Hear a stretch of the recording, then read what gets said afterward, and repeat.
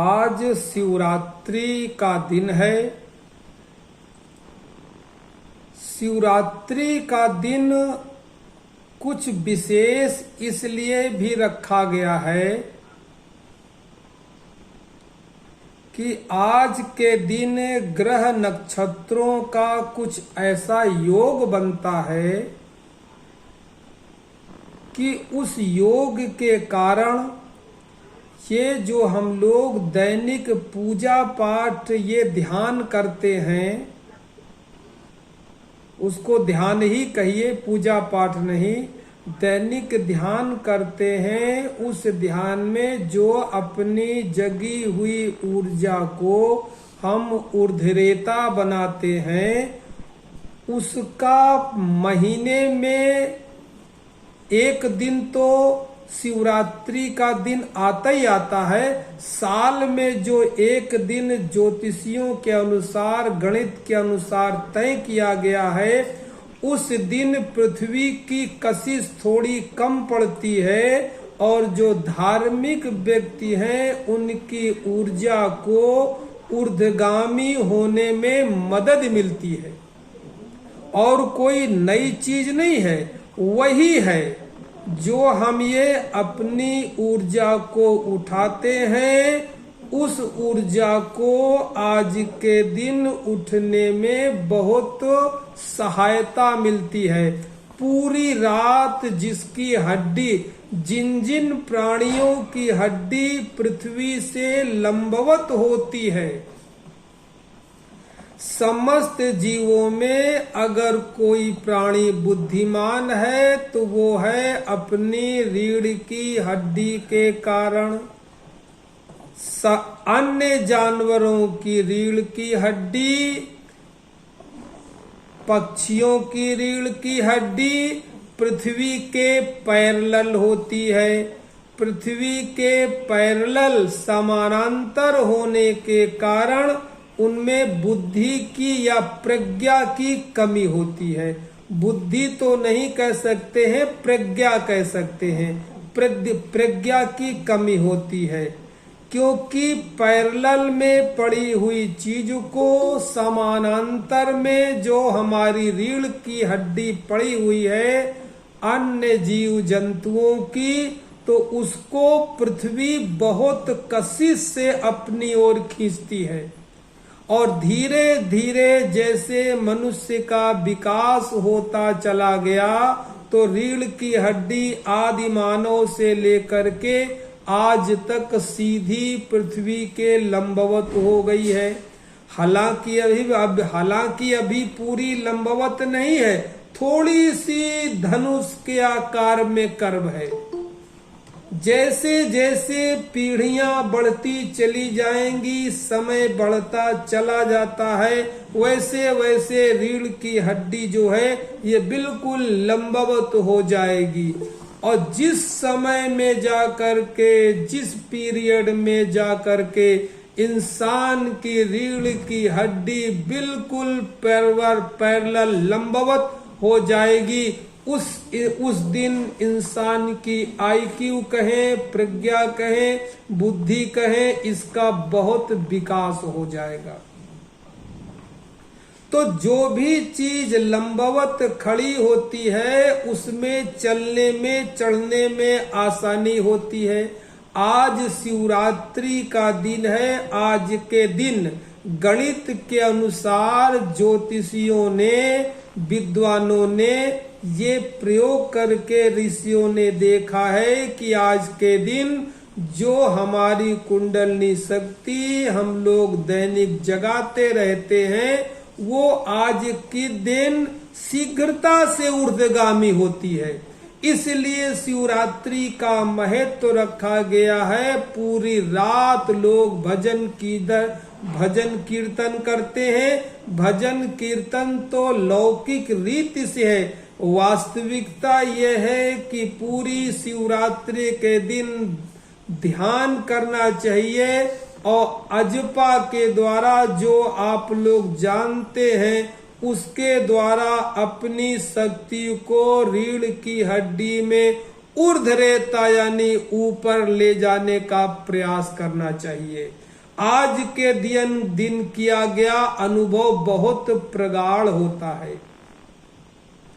और ध्यान और धर्म की भाषा में एक दिन हमने आपको बताया था, आज पुनः याद दिला रहा हूं, ये चीज ऐसी नहीं है कि आज करोगे तो आज ही फल मिलेगा।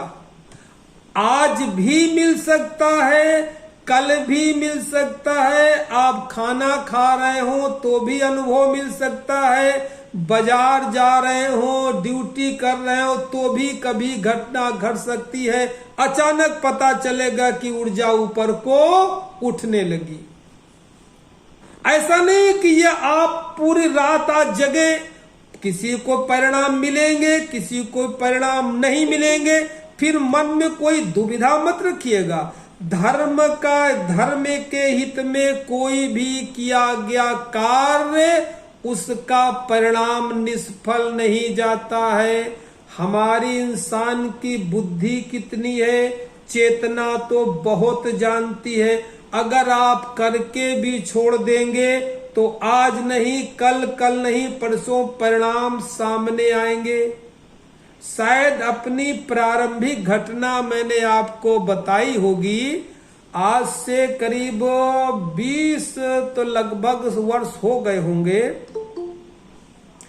मैं ध्यान करके आया, 3 दिन का ध्यान किया, होली का समय था, पूरी तन्मयता के साथ ध्यान किया, पूरी त्वरा लगा दी जितने मेरे अंदर शक्ति थी। उस जमाने में मोबाइल भी नहीं चलता था कि दिमाग का बार बार डिस्टर्ब होता रहता था, परिवार से कोई संबंध नहीं था, अलग जाकर के ध्यान किया। 3 दिन ध्यान करने के बाद जब मैं वापस घर लौटा, 3 दिन में देखिए मुझे वहां अनुभव नहीं हुआ मगर उस स्तर का जो अनुभव होगा जो मैं अपने मुंह से अब नहीं बताना चाहता हूं और न बताऊंगा, एक बार बता चुका हूं। तो 3 दिन आने के बाद रात्रि काल पूरी रात्रि में जो मुझे अनुभव हुआ है ध्यान का और कुंडलिनी जागरण का, वो अव्याख्य है, व्याख्या नहीं की जा सकती है। इसलिए बिना किसी उम्मीद को छोड़े आपको केवल ध्यान करना है और ध्यान के लिए ध्यान करना है।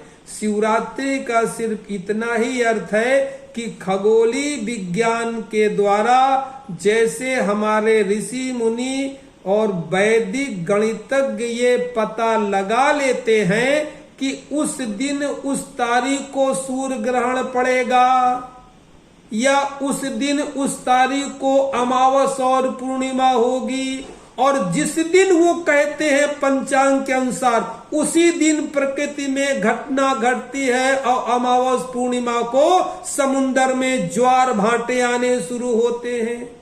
यानी जो वो कह रहे हैं उसका परिणाम भी सामने दिखाई पड़ता है तत्काल। अगर कह दिया कि इतनी तारीख को इतने बजे ग्रहण लगेगा तो आकाश में लगते हुए आप देखते हैं। इसीलिए अगर ऋषियों ने कहा है शिवरात्रि का दिन महत्वपूर्ण बनाया गया है तो साल में एक दिन ये इतना महत्वपूर्ण है कि वही जो साधना आप कर रहे हैं ये पहले कई बार बताया जा चुका है, बस इसके अलावा कुछ नहीं, सर्वोपरि है। इसी साधना को अगर शिवरात्रि के दिन पूरी रात करते हैं तो परिणाम बहुत शुभ मिलने वाले हैं, मिलते ही हैं। इसीलिए मैंने कहा कि शिवरात्रि के दिन इसीलिए व्रत का नियम रखा गया है, उपवास का नियम रखा गया है। उपवास किसे कहते हैं मैं आपको ऑडियो में पहले बता चुका हूं, व्याख्या कर चुका हूं। आज मुख्य रूप से मुझे सिर्फ इतना कहना है, संसार में धार्मिक व्यक्ति 3 प्रकार के मैंने चुने हैं, जो मेरी ऑडियो या पहले वीडियो में आप सुन चुके होंगे, ऐसी मैं आशा करता हूं। आज मैं तीसरे प्रकार के साधकों की वर्णना कई का वर्णन करूंगा। और मैं ये भी साथ में बताना चाहता हूं कि मन में अभी बहुत से लोगों के प्रति ये मन में भरा होगा कि ये जो हम लंबी गहरी सांसें लेते हैं, उछलते हैं, कूदते हैं, ये एक व्यायाम है, ये कोई पूजा पाठ थोड़ी है। अरे ये तो पूजा पाठ तो अलग होता है, ये तो व्यायाम है। शरीर स्वस्थ हो गया, मन शुद्ध हो गया, और इससे क्या होता है, ऐसा मन में आता होगा। क्योंकि हमारी संस्कृति, हमारा सनातन धर्म में जो हमने पूजा पाठ की विधियां देखी हैं अपने समाज में, अपने चारों ओर, अभी कुंभ में देखा है, करोड़ों की भीड़ आई, मंदिरों में देखते हैं, तीर्थयात्रियों में देखते हैं, लोगों को पूजा पाठ करते देखते हैं। उनको देख करके मन में ये सवाल आता है कि पूजा पाठ तो अलग है, ये क्या है, ये तो एक बस कर लिया ध्यान है, इससे पूजा पाठ से कोई मतलब नहीं। इस प्रकार की मन में गांठ कहीं न कहीं पड़ी होती है।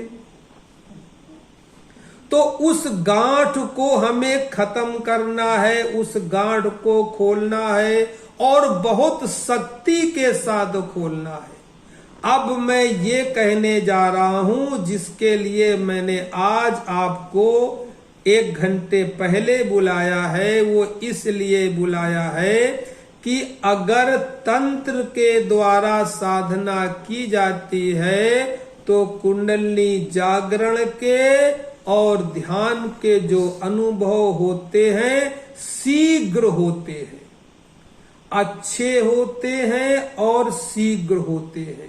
तंत्र में अगर हम कुंडली जागरण के लिए कोई भी मंत्र पकड़ लेते हैं, जैसे नवाण मंत्र पकड़ लिया, शिव जी का मंत्र पकड़ लिया, कोई पकड़ लिया, या गायत्री मंत्र पकड़ लिया, उसको अगर हम करते रहते हैं तो एक घर में भूमिका भी बन जाती है।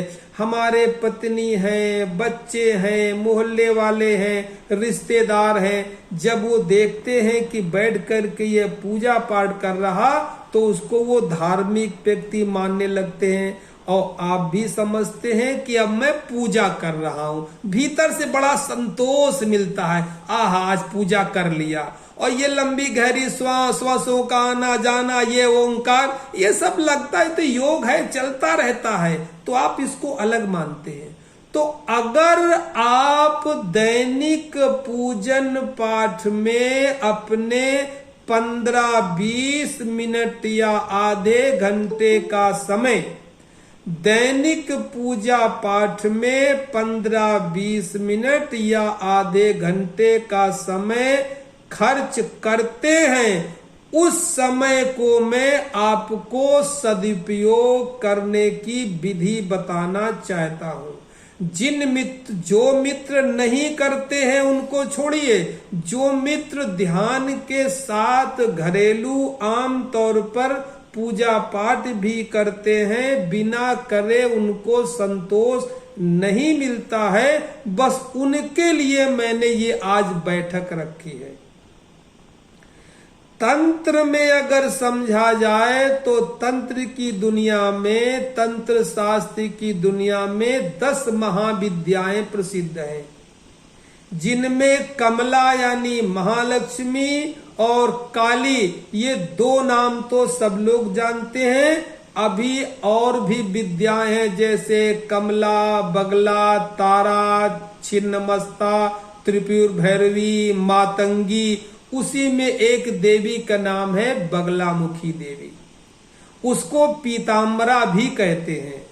तो दैनिक पूजन पाठ करने में अगर किसी की इच्छा हो तो शक्ति साधना के लिए, तंत्र साधना के लिए अगर दैनिक प्रति 1 माला भी पीताम्बरा की जाप करना शुरू कर देता है तो उसे अपने इसी ध्यान में जो वो करता है बहुत विलक्षण परिणाम देखने को मिलते हैं। ये एक नहीं, करीब 20 साधकों का अनुभव है। जैसे लोग करते रहते हैं, अन्य भी साधक हैं, जैसे मैं हापुड़ में था, गाजियाबाद में था, मेरठ था, वो जो करते हैं, और मेरा तो इष्ट है, अगर पूजा पाठ के दृष्टि से देखा जाए तो मेरा तो इष्ट है, तो उनके जो परिणाम सामने आते हैं, खुद चमत्कृत होता हूं कि जो सहज विधि से कुंडलिनी जागरण में अनुभव में समय लगता है, तो अगर थोड़ा सा इसका प्रयोग किया जाए तो परिणाम साकार और बहुत सुंदर मिलते हैं, सुंदर मिलते हैं। इसके साथ मन में एक जो गांठ बनी होती है ना, कि सुबह से शाम हो गया पूजा नहीं किया, और ध्यान को आप पूजा मानते नहीं है। अगर जो मानते ये सुप्रीम चीज है, इससे बड़ी दुनिया में कोई पूजा नहीं है जो कर रहे हैं, मगर मन को क्या करेंगे, अचेतन में पड़ा हुआ है, संतोष होता नहीं है। अब जैसे आज शिवरात्रि है, आप तो डेली वो करते हैं जागरण की प्रक्रिया जो आज लोग एक दिन करते हैं, मगर बिना ओम नमः शिवाय का जाप किए, बिना शंकर जी में जल चढ़ाए, बिना बेलपत्ती चढ़ाए मन को संतोष नहीं मिलेगा। अचेतन में भरा हुआ है ना, हमारे खून में भरा हुआ है, हमारे संस्कार हैं सनातन धर्म के। हिंदू होने के नाते, सनातन धर्म के होने के नाते हमारे संस्कार हैं कि पूजा पाठ घर में करनी चाहिए। और ये ध्यान वगैरह, ये पार्क में लोग बैठे नाक दबा बैठे, कोई ओंकार कर रहा, ये कोई पूजा पाठ थोड़ी है, ऐसा मन में आता है। हालांकि जिनको अनुभव हो जाता है, जो इस विज्ञान से वाकिफ हो गए हैं, उनकी बात छोड़िए, एक सामान्य बात बता रहा हूं। तो जो मित्र इस क्षेत्र में 15-20 मिनट का समय लगाना चाहते हैं, तो इसको अपने ध्यान में शामिल कर सकते हैं। ध्यान में नहीं, दैनिक पूजन में शामिल कर सकते हैं, मगर इसकी कुछ शर्त है, इसके कुछ नियम है। इसके कुछ शर्त भी है, इसके कुछ नियम भी है। ये देवी की उपासना है, शक्ति की उपासना है, एक प्रकार से मां भगवती की उपासना है। अभी तक जैसे हम लोग शिव का ध्यान करते थे, शिवो अहम की कल्पना करते थे, तो इसमें भवानी भी जुड़ जाएंगी, यानी शक्ति भी जुड़ जाएगी। दैनिक पूजन में बैठ करके आप एक माला इसकी कर लेंगे, तो ये भी मन में बना रहेगा कि मैं देवी की आराधना भी कर रहा हूं, पूजा पाठ कर रहा हूं। और फिर ये मंत्र तो अमोघ है, ब्रह्मास्त्र है। कभी इस मंत्र के विषय में यूट्यूब में सर्च करिएगा कि बगलामुखी देवी, बगलामुखी मंत्र है क्या, ये तो अमोघ है, ब्रह्मास्त्र है। भगवान कृष्ण ने भी महाभारत से पहले इसका अनुष्ठान करवाया था। भगवान परशुराम का नाम सुना होगा आपने। परशुराम की इष्ट बगलामुखी देवी ही थी। ये अकाट्य विद्या है, मगर ये सिद्धों के लिए, जिन्होंने उतने लाखों जप किए हैं। मैं तो प्रारंभ की बात कर रहा हूं। आप अपनो जो दैनिक पूजा में समय देते हैं, वो समय सार्थक चला जाए, उसके बाद और मन में एक संतोष भी रहे कि वाह, आज तो पूजा किया है, बड़ा अच्छा लगा है।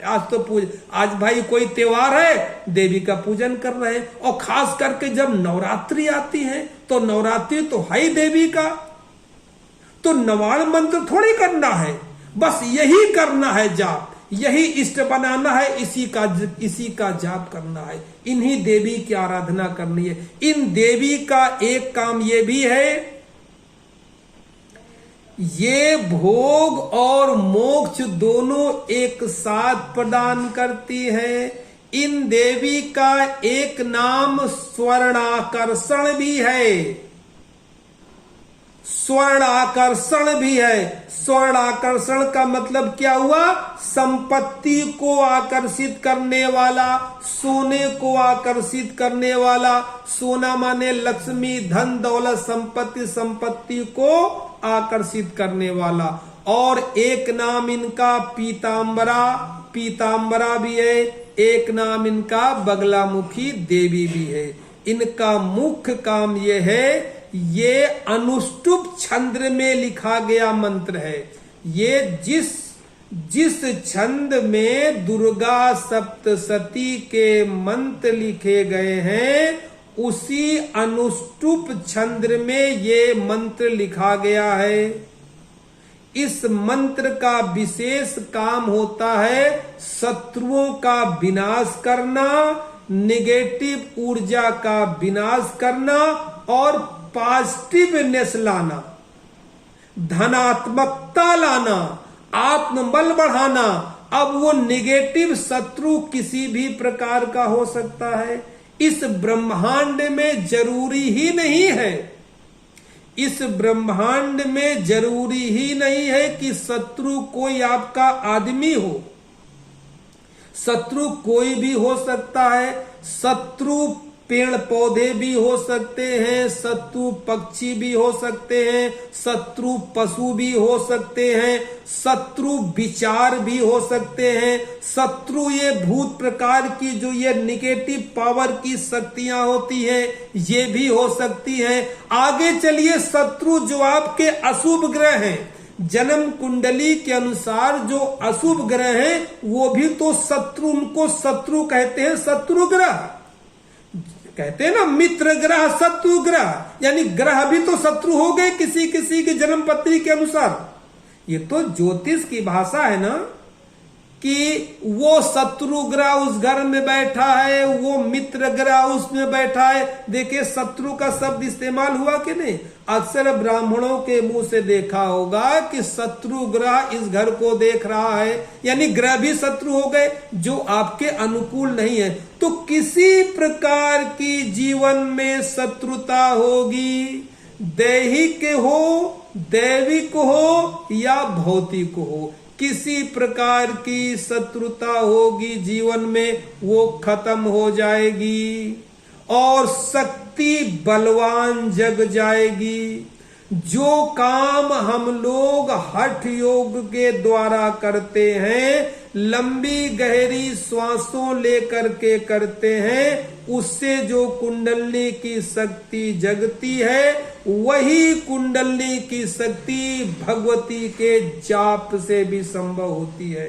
वो किसी से भी हो सकती है, नवाण मंत्र से भी हो सकती है, मगर 10 महाविद्याओं में जो मैं बताता हूं, जो मैं करता हूं, जो मैं सजेस्ट करता हूं, जो मैं परामर्श देता हूं, वो पीतांबरा भगवती बगलामुखी के मंत्र का उपाय बताता हूं। इस मंत्र में पहली बात तो मंत्र की शक्ति इतनी है कि आपके अंदर पॉजिटिविटी आएगी। जितनी भी शत्रुता है किसी भी प्रकार की, वो समाप्त हो जाएगी। जब शत्रुता समाप्त हो जाएगी, आप एक ऊर्जा का महसूस करेंगे। 1-1.5 महीने बाद ही आप एक अजीब प्रकार की ऊर्जा का, बल का महसूस करेंगे। आपका ऑरा अपने आप ठीक होने लगेगा। इस मंत्र में ही इतनी शक्ति है। मंत्र है, मंत्र आपको बोल के बता रहा हूं।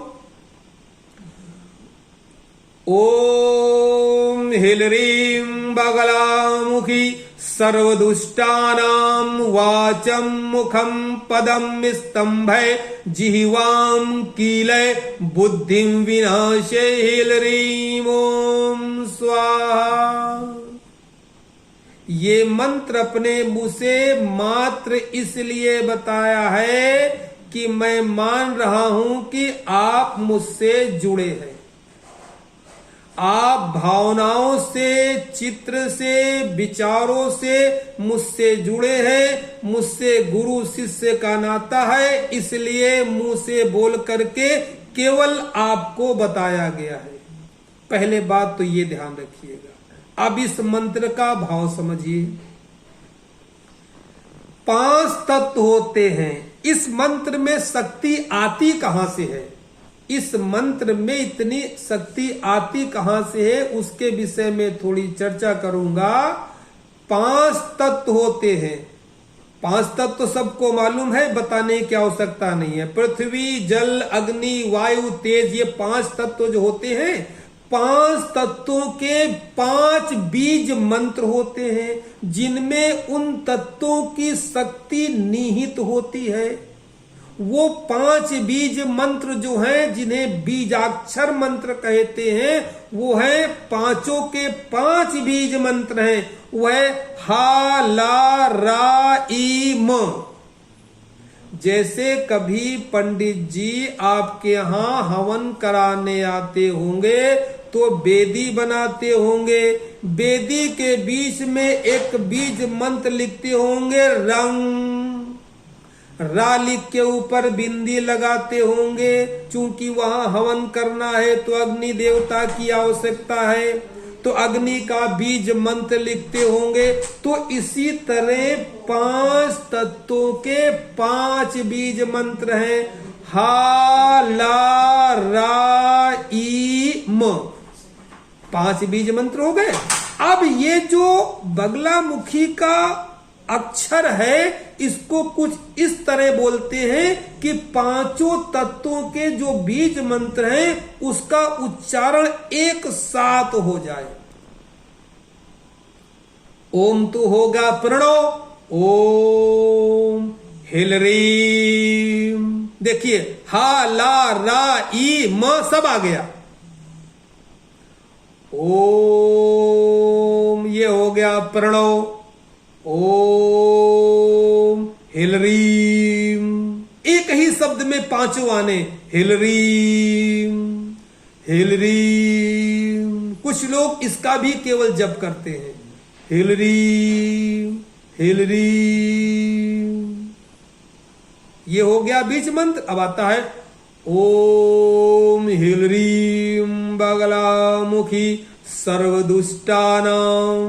जितने भी दुष्ट हैं प्रकृति में, ग्रह में, जलचर, थलचर, नभचर, कहीं भी, ओम हिलरीम बगलामुखी सर्वदुष्टानाम वाचम मुखम पदम। वाचम माने बोलना, मुखम वाचम, वाचम देखना, मुखम पदम स्तंभय, यानी सब रुक जाएगा। विरोधियों को जो ये कार्य है सब रुक जाएगा। वाचम मुखम पदम स्तंभय जिह्वाम कीलय।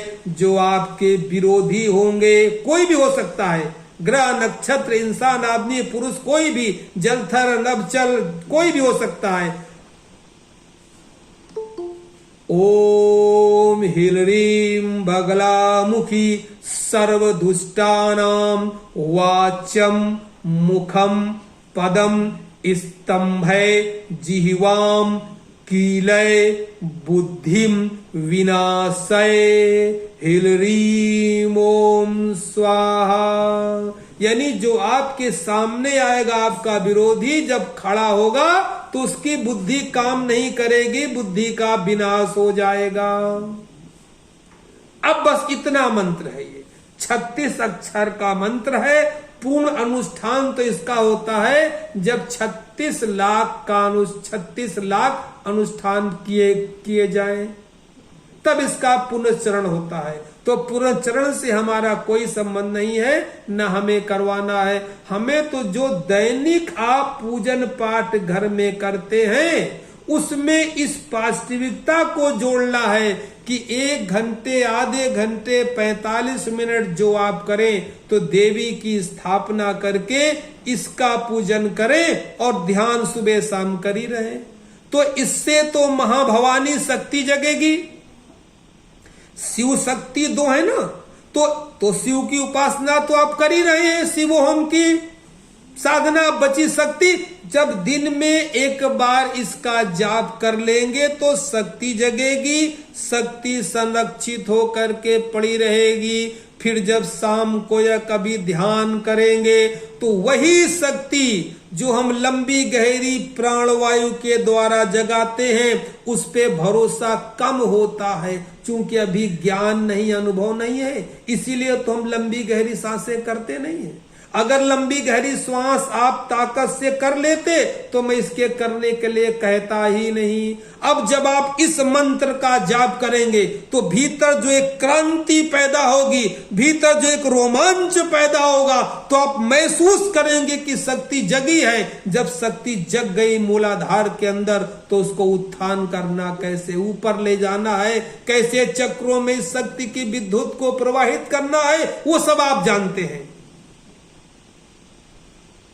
तो इस मंत्र को लय के साथ पहले तो बोल, एक माले में ज्यादा से ज्यादा आपका समय लगेगा 15 मिनट, और 15 मिनट में लाभ कितना होगा ये आप सोच नहीं सकते हैं। आप आधे घंटे दैनिक पूजा में जो लगाते हैं, मैं उसी को उसमें केवल परिवर्तित करना चाहता हूं, ज्यादा नहीं फंसाना चाहता आपको कर्मकांड में। मंत्र एक लय से जपना चाहिए। मंत्र के शब्दों की अलग शक्ति होती है। हिलरिंग 5 तत्वों की ताकत रखता है अपने अंदर। ओम हिलरीं बगलामुखी सर्वदुष्टानां वाचम मुखम पदम स्तंभे जीवाम कीले बुद्धि विनाशे हिलरीं ओम स्वाहा। ओम हिलरीं बगलामुखी सर्वदुष्टानां वाचम मुखम पदम स्तंभे जीवाम कीले बुद्धि विनाशे हिलरीं ओम स्वाहा। ओम हिलरीं बगलामुखी सर्वदुष्टानां वाचम मुखम पदम स्तंभे जीवाम कीले बुद्धि विनाशे हिलरीं ओम स्वाहा। ओम हिलरीं बगलामुखी सर्वदुष्टानां वाचम मुखम पदम स्तंभे जीवाम कीले बुद्धि विनाशे हिलरीं ओम स्वाहा। ओम हिलरीं बगलामुखी सर्वदुष्टानां वाचम मुखम पदम स्तंभे जीवाम कीले बुद्धि विनाशे हिलरीं ओम स्वाहा। जब आप पूरी 108 की माला जपेंगे तो कुछ अलग ही एक ऊर्जा पैदा होगी, रोमांच होगा, एक अलग ऊर्जा पैदा होगी। माला रुद्राक्ष की होनी चाहिए कि स्फटिक की? वो सब बताएंगे अभी चर्चा में। वो अलग एक ऊर्जा का महसूस होगा।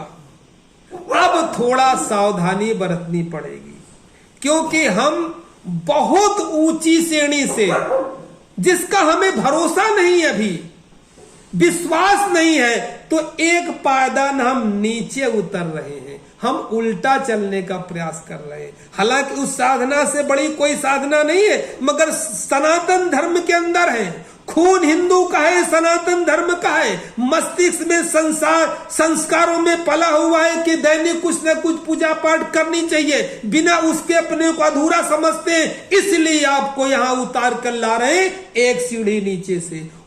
उच्चतम सीढ़ी तो वही है, शिवोहम शिवोहम। एक सीढ़ी नीचे ला रहे हैं, तो नीचे ला रहे हैं तो थोड़ा तो नीचे वाला काम करना पड़ेगा। नीचे वाला काम क्या करना पड़ेगा? एक बार की पुराणों की कहानी है, समुद्र में भीषण तूफान आ गया। सभी देवी देवताओं ने प्रयास किया, तूफान रुक नहीं रहा था, प्रलयंकारी होता जा रहा था। उस प्रलयंकारी तूफान को शांत करने के लिए जिस सभी देवताओं ने मिलकर, विशेष विष्णु ने मिलकर जिस देवी की आराधना किया, जिस देवी की उपासना किया, उसे कहते हैं बगलामुखी देवी। उनकी उपासना करने के बाद समुद्र का तूफान शांत हो गया। तो एक प्रकार ऋषियों के द्वारा पैदा की गई, जैसे आपने कहा हो ना, सुना होगा ना कि दुर्गा जी की उत्पत्ति कैसे हुई। सभी देवताओं ने थोड़ी शक्ति दी और दुर्गा जी की उत्पत्ति हो गई। इसी तरह सभी देवताओं ने मिल करके बगलामुखी देवी की उत्पत्ति की एक देवी का रूप दिया, एक देवी का नाम दिया, जो सूक्ष्म रूप से कार्यरत है, साकार के रूप में भी सूक्ष्म में कार्य करती है। तो चूंकि देवी है, हालांकि फिर कहूंगा देवी को शक्ति भी वहीं से मिलती है जिसकी आप डेली उपासना करते हैं, ध्यान करते हैं, मगर अभी वो पूर्ण नहीं है, इसलिए अभी भरोसा नहीं हो रहा है। जिस दिन होगा उस दिन लगेगा कि जो पहले था वो तो पारस पत्थर था, अब मैं कोहनूर हीरा दे रहा हूं। कोहनूर हीरा है ठीक है, मगर पारस पत्थर तो पारस पत्थर ही है। वो जो आपके पास है वो पारस पत्थर है। तो अभी कैसे करेंगे? चूंकि देवी की उपासना है। अब देवी की उपासना के लिए कुछ नियम कानून भी हैं। अब ये क्यों है, कैसे हैं, क्या इनका कारण है, ये तो ऋषि ही बता सकते हैं, और बहुत गंभीर विषय है। अगर इस विषय को छेड़ा जाएगा तो बहुत समय लग जाएगा। सीधी सीधी बात आपको बताता हूं। पीतांबरा इनका नाम है, पीले देवी के वस्त्र हैं, पीला भोजन है, पीली ज्योति है, सब कुछ पीला पीला ही है। तो पीला कोई चद्दर है, कोई तौल, कोई वस्त्र है, या कोई पीला कुर्ता है, पीला कुर्ता पहन करके जाप करना चाहिए, जो नियम है। बाकी किसी तरह करें, पीला वस्त्र पहन करके जाप करना चाहिए, पीले आसन में बैठ करके जाप करना चाहिए। पीले रंग की हल्दी की माला बाजार में मिलती है, उससे इनका जाप होता है। पीले रंग का इनका प्रसाद चढ़ता है। जो जैसे पीले रंग का कुछ न मिले तो घर में देसी घी में बेसन भुनवा करके छोटे छोटे लड्डू बनाइए और 2 लड्डू रोज प्रसाद में रख दीजिए। जल्दी में न मिले तो आजकल वो सोन पापड़ी आती है, किसी अच्छी दुकान से सोन पापड़ी का पैकेट ले आइए, 1 सोन पापड़ी रोज चढ़ा दिया। भाई देवी है तो भोग तो चाहिए चाहिए, ध्यान में तो कुछ नहीं चाहिए उधर, मगर यहाँ तो भाई सब चाहिए। यहाँ तो गंध भी चाहिए, पुष्प भी चाहिए, धूप भी चाहिए, दीप भी चाहिए, और नैवेद्य भी चाहिए। यहाँ तो पंचोपचार की पूजन चाहिए, गंध अक्षत पुष्प धूप दीप नैवेद्य। और फिर बता रहा हूं, ये मैं कोई नई चीज आपको देने रहा हूं, आप पहले से कर रहे हैं। घर में रोज टीका लगाते होंगे, भगवान को धूप बत्ती करते होंगे, मिश्री चढ़ाते होंगे, प्रसाद चढ़ाते होंगे, धूप बत्ती अगरबत्ती फूल माला करते हो, सब करते होंगे।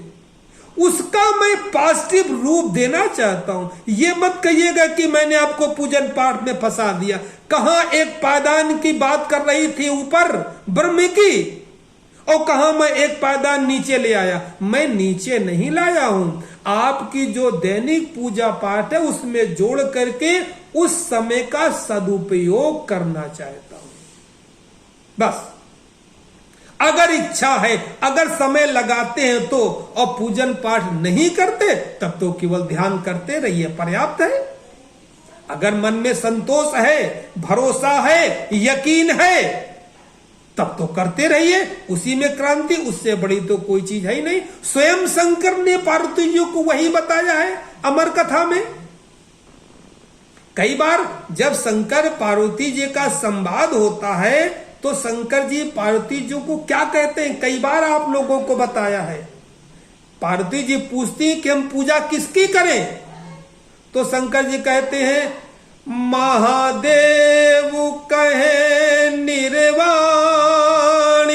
सुन गिर जाय अमर कहानी। अमर कहानी माने मोक्ष होना। पार्वती जी को शंकर जी मोक्ष होने की कहानी बता रहे हैं। क्या? जब पार्वती ने पूछा कि आप बैठे ये पूजा किसकी कर रहे हैं, तो कह रहे हैं इस तरह पूजा करो, हम भी यही कर रहे हैं। महादेव कहे निर्वाणी, सुन गिर जाय अमर कहानी। जब प्राण अपान मिलावे, तब कुंडलनी जग जावे। जब प्राण अपान मिलावे, तब कुंडलनी जग जावे। कोई शून्य बीच ठहराए, गिर जाए अमर कहानी।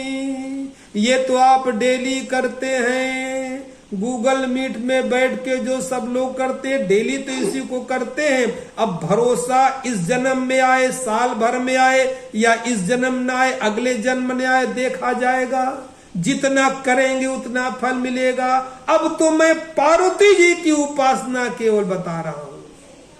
जो पार्वती जी बगलामुखी देवी का रूप है, चूंकि वह रूप है तो उनको भोग भी चाहिए, गंध भी चाहिए, धूप भी चाहिए, दीपक भी चाहिए और सब कुछ चाहिए। और एक बात, मंत्र में आगे चल के स्वाहा लिखा हुआ है ना ये, ओम ह्रीं बगलामुखी सर्वदुष्टानां वाचम मुखम पदम स्तंभे जिह्वां कीले बुद्धि विनाशे ह्रीं ओम स्वाहा। स्वाहा लिखा हुआ है तो आहुति तो कर नहीं सकते रोज, तो आप अगरबत्ती या धूप बत्ती जला करके रख लें। उससे ये माना जाता है कि आप आहुति ही डाल रहे हैं। भाई जो सामान आहुति में पड़ता है उसी से तो धूप बत्ती अगरबत्ती बनती है, और धुआं उठ रहा है तो ये माना जाता है कि प्रत्येक मंत्र के साथ आपकी आहुति चल रही है। तो करना कुछ नहीं है, इसमें जितना संभव हो सके, सब कुछ आवश्यक नहीं है, क्योंकि मैंने जो प्रैक्टिकल देखा है, बाकी और लोग जो करते हैं जरूरी नहीं कि सब लोग इस तरह करते हो। इसमें जितना संभव हो सके, कमरे में पीले रंग का प्रकाश हो, पीले रंग के वस्त्र हो, पीले रंग की हल्दी की माला हो। अब पीले रंग की देवी की स्थापना हो, देवी की मूर्ति बाजार में मिलती है, देवी की मूर्ति हो, और बाजार में पिसी गंधक मिलती है। तो 4 वो जो दिवले होते हैं मिट्टी के, 7 दिवले 7 चक्रों के निमित्त, 7 दिवले 7 चक्रों के निमित्त दिवले ले आए।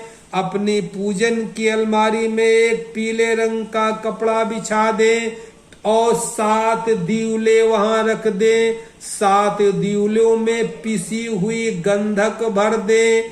गंधक भरने के बाद जो फूल वाली लौंग होती है, 2-2 लौंग 7 जगह 2-2 लौंग रख दें, क्योंकि तंत्र में लौंग भी बहुत महत्वपूर्ण होती है और गंधक भी महत्वपूर्ण होती है। 7 दिवले रख करके 7 में पिसी हुई गंधक भर करके 2-2 लौंग सब में रख करके देवी की मूर्ति रख करके, संभव हो सके तो पीले सरसों के तेल की ज्योति, नहीं तो सरसों के तेल की ज्योति जला लें। ज्योत में थोड़ा सा हल्दी डाल लें ताकि तेल का रंग पीला हो जाए। गंध छिड़क लें, यानी हल्दी की गंध, गंधम समर्पयामि। चावल छिड़क दे, अक्षतान समर्पयामि। मिल जाए तो पीले रंग का फूल चढ़ा दे, मिल जाए तो, नहीं तो लाल रंग का चढ़ा दे, ना चढ़ा दे तो मन से भावना कर ले, ये भी मान्य होगा। गंधम समर्पयामि, अक्षतान समर्पयामि, चावल पुष्पम समर्पयामि, फूल चढ़ा दे, धूप बत्ती दिखा दे, धूपम आग्रहापयामि, प्रत्यक्ष दीपम दर्शयामि, और नैवेद्यम निवेदयामि, यानी नैवेद्य चढ़ा दे, यानी पीले रंग का कोई मिष्ठान चढ़ा दे। बेसन का लड्डू है, सोन पापड़ी है, कुछ न मिले तो बतासा में हल्दी लगा करके ही चढ़ा दे। नैवेद्यम निवेदयामि, बस हाथ जोड़ ले और माला ले करके ये अंगुली अलग रगे, ये वाली अंगुली अलग रहेगी। हल्दी की माला पीले रंग की होती है, ये वाली अंगुली अलग रहेगी। इससे मंत्र जब चलेगा, चलता रहेगा, चलता रहेगा, चलता रहेगा। जब ये वाली गांठ आ जाती, खैर आपको गांठ बदलनी नहीं है, जब गांठ बदलने होगे तब विधि बताएंगे। आप तो केवल एक माला करनी है। वैसे नियम ये है, जब ये माला पूरी हो जाती है तो इसको बोलते हैं सुमेरु पर्वत। इसको पार नहीं करते हैं, पलट करके दोबारा माला वहीं से पकड़ते हैं। मगर आपको तो ये करना नहीं है, आप तो कोई एक माला पूरी करनी है। एक माला पूरी कर ली, माला मत्थे में लगाई और माला छुपा करके रख दी। इस माला को पहना नहीं जाता है। भोग जो लड्डू भोग चढ़ाए हैं, किसी को दे दे, बच्चों को दे दे, परिवार में दे दे, या नहीं तो अगले दिन कुछ देर रखा रहने दे, पूजन सेठे उस उठने के बाद या घंटे 2 घंटे बाद स्वयं उसको ग्रहण कर सकते हैं। इसमें कोई आपत्ति नहीं है।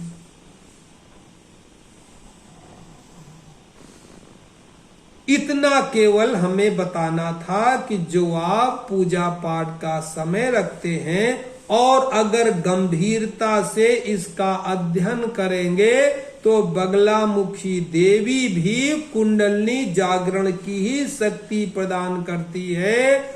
बगलामुखी देवी की जो एक शक्ति पीठ है वो मध्य झांसी के पास दतिया में है।